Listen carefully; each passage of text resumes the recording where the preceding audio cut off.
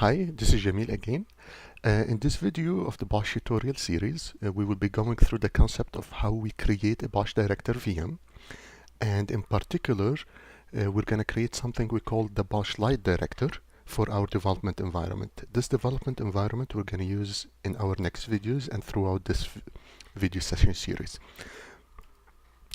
Before we start, let's do maybe a quick recap of what would be the environment structure that we desire to have, at least conceptually, at the end of this video. So we'd like to have a BOSH VM created somehow, and that BOSH VM will have the director on it installed, and it will have the CPI plus other things, but we will not go into them for now. So as whenever we have that BOSH VM ready, the user can issue it commands to create X number of VMs and to do any operations that BOSH allows. So this would be conceptually the desired environment we would like to have at the end of this video. So if we want to get started, we're going to assume that we only have two things. For now, we're going to assume that we're going to use AWS as an example. So we will be having only a BOSH CLI that we downloaded from the BOSH.io website. And then we have an AWS account, AWS EC2 account, that allows us to create VMs, create disk, etc. of IaaS operations. So we're going to assume only those two exist. Now, one thing we want to add before we start also is one more responsibility for the BOSH CLI. Before we talked about, first, the BOSH CLI is responsible for communicating with the director whenever the director is up. Also, it's responsible for packaging a BOSH release of a software, which we talked about also. Today we're gonna add one more responsibility, which is the ability to create a BOSH director VM. So by now we know that somehow the BOSH CLI will be responsible for creating that BOSH director VM. Now the question is, if the CLI want to create or is able to create the BOSH director VM, does it actually communicate directly with the AWS CPI? Because the only way you can create a BOSH director VM on AWS in this scenario is somehow the BOSH CLI communicating with AWS API to create that VM. The answer will be it does, but it does it indirectly through a CPI. From a BOSH CLI perspective, it doesn't know AWS API exists. It will go through a CPI.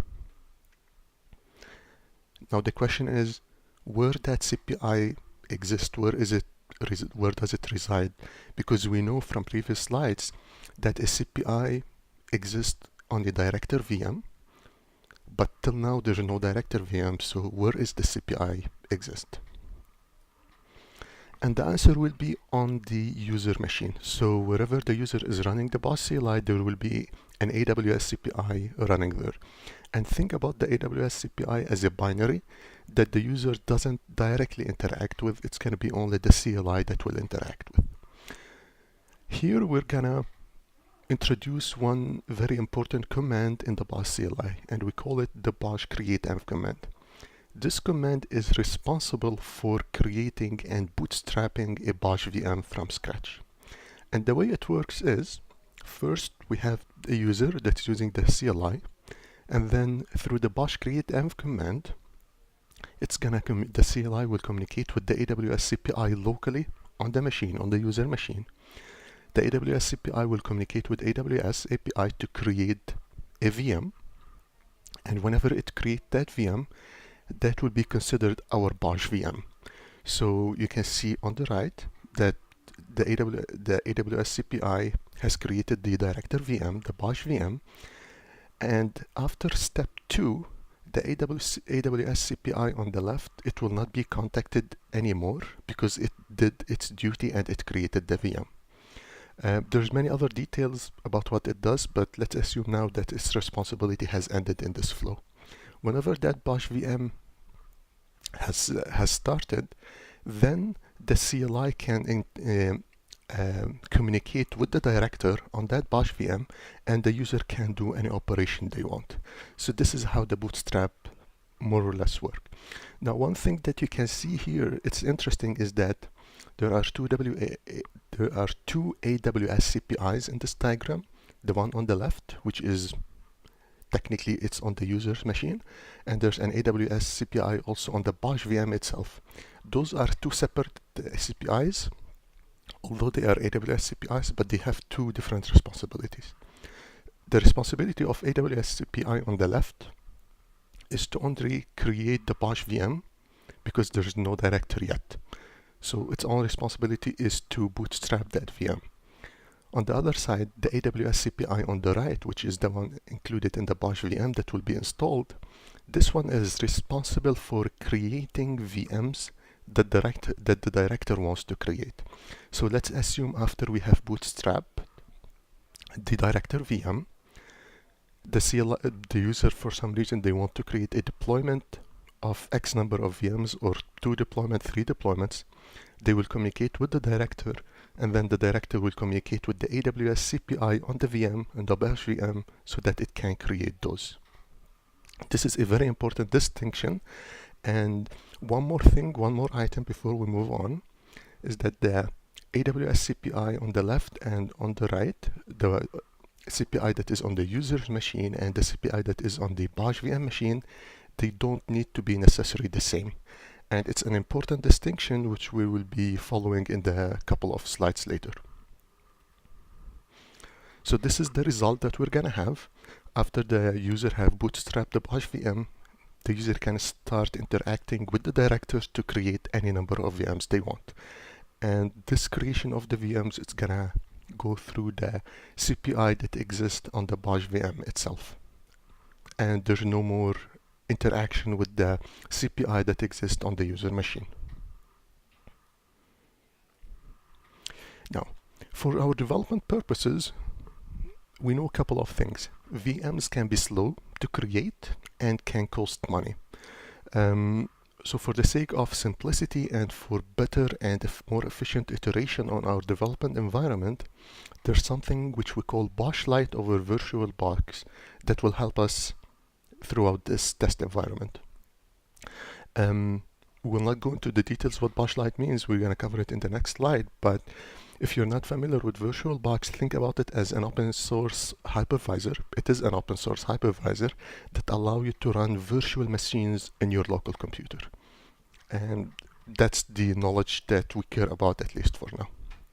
So there will be no AWS accounts, and we will not communicate with any IaaS outside our machine. It's going to be only our development machine, our laptop that we're going to develop on.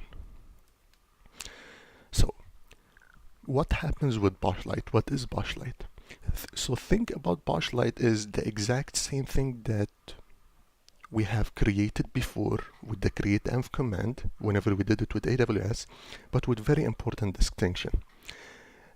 Maybe one thing that it really, this diagram is a bit similar. There's multiple differences but between the previous slides, but you can see on the left the CPI that is on the CLI machine, and there's on the right the CPI that is on the BOSH VM.